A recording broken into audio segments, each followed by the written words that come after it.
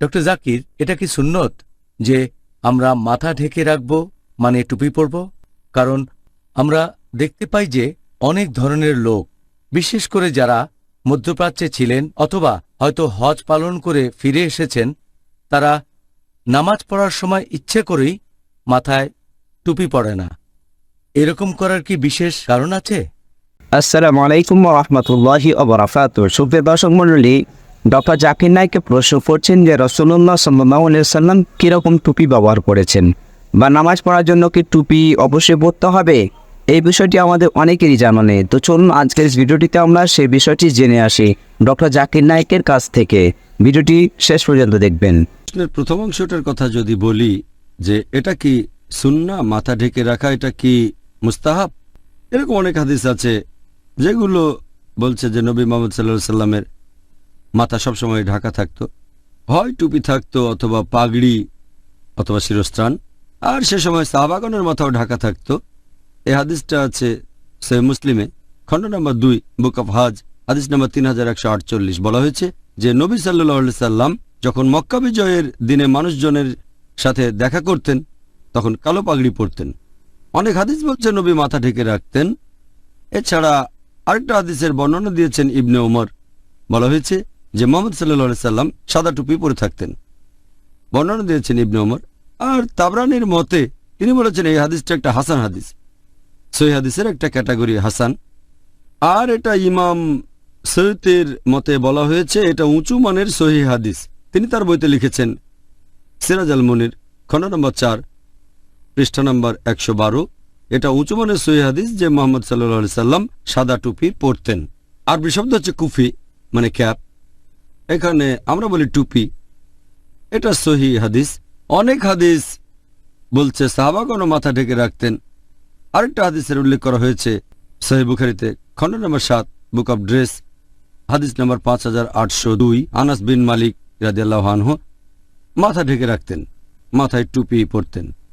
তাহলে এইসব হাদিসের উপর ভিত্তি করে প্রায় সব বিশেষজ্ঞই একমত, প্রায় সবাই একথা বলেন যে মাথা ঢেকে রাখাটা মুস্তাহাব।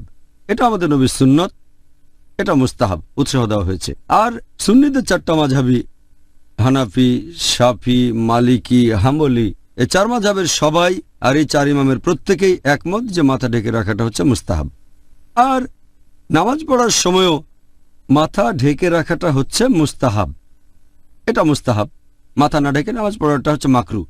তারপর আপনি দেখবেন মধ্যপ্রাচ্য থেকে লোকজন যখন ফিরে আসে অথবা হজ করে ফিরে আসে, আমাদের দেশে ওইটা দেখা যায় যে আগেকার দিনে কয়েক বছর আগে, 10-15 বছর আগে যেসব লোক মসজিদে নামাজ পড়তো তাদের 99% অথবা তারও বেশি লোক যখন মসজিদে নামাজ পড়তে যেত মাথা ঢেকে রাখত, হয়তো 20 বছর আগে। এখন আমরা দেখি যে 25% লোক, প্রতি 4 জনের মধ্যে 1 জন নামাজের সময় তারা মাথায় টুপি পরে না। এর কারণ হচ্ছে আগের দিনের লোক জানতো এটা মুস্তাহাব মাথা ঢেকে রাখা, তাই অন্য সময় মাথা না ঢাকলেও নামাজের সময় তারা তাদের মাথা ঢেকে রাখতো। আলহামদুলিল্লাহ, যদিও অন্য সময় তারা মাথা ঢেকে রাখতো না, তবে নামাজের সময় মাথা ঢাকতো, কাজটা তো ভালো।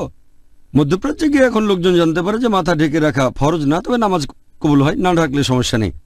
মধ্যপ্রাচ্যে পৃথিবীর বিভিন্ন প্রান্ত থেকে মুসলিমরা এসে বসবাস করতে শুরু করে, আর সবাই নিজস্ব রীতিতে ইসলাম ধর্ম পালন করে। একটা হাদিস বলছে যে একজন সাহাবী দেখাতে চাইলেন এটা ফরজ না, সেজন্য তিনি একখণ্ড কাপড় তার কাঁধ থেকে নামিয়ে দিলেন হাঁটুর নিচে, এভাবে নামাজ পড়লেন, সেটা কবুল হলো। যদি প্রশ্ন করেন যে মাথায় টুপি পরা কি ফরজ অথবা নামাজের সময় টুপি পরা, এটা ফরজ না, তবে মুস্তাহাব। এখানে এই লোকগুলো বুঝতে পারছে না যে এটা মুস্তাহাব, তাহলে এটা করব না কেন? যখন মধ্যপ্রাচ্যে গিয়ে আবার দেশে ফিরে আসে তখন মানুষকে দেখানোর চেষ্টা করে যে তারা অনেক জানে, ইচ্ছে করে মাথায় টুপি পরে না। আর এখনকার দিনে আমরা দেখি 25% লোক হয়তো টুপি পরে না। আমার মতে এভাবে আমরা নবীর সুন্নাহ থেকে দূরে সরে যাচ্ছি। এই লোকগুলো বুঝতে পারে না, তারা যদি মধ্যপ্রাচ্যেই কোনো বিশেষজ্ঞের সাথে আলোচনা করত, এরাও তাহলে টুপি পরত। ওনারা সবাই তো মাথা ঢাকেন। এখন ব্যাপারটা হচ্ছে যে এরা কম জানে, আর এটা বিপজ্জনক। এটা ঠিক আছে, তার নামাজ কবুল হবে, তবে এটা মুস্তাহাব। আর এ ব্যাপারে নাসিরউদ্দিন আলবানী বলেছেন মাথা ঢেকে রাখাটা মুস্তাহাব, টুপি ছাড়া নামাজ পড়াটা মাকরু।